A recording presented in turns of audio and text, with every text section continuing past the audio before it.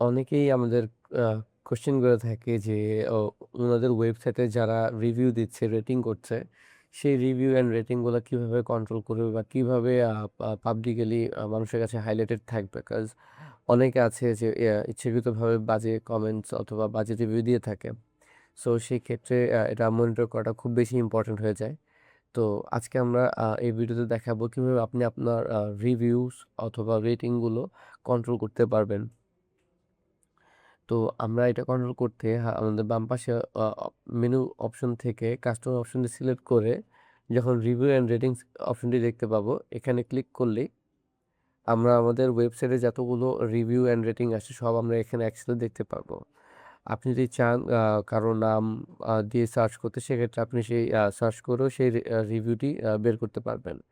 এখন আপনি যদি চান যে একটা স্পেসিফিক রিভিউ অথবা রেটিং আপনি আ হাইড রাখতে, সেক্ষেত্রে আপনি জাস্ট এখান থেকে যদি অ্যাপ্রুভ যে বাটনটা দেখছেন এখানে ক্লিক করেন, তাহলে সাথে, সাথে রিজেক্টেড হয়ে যাবে এবং আপনার ওয়েবসাইট থেকে এটা হাইড হয়ে যাবে।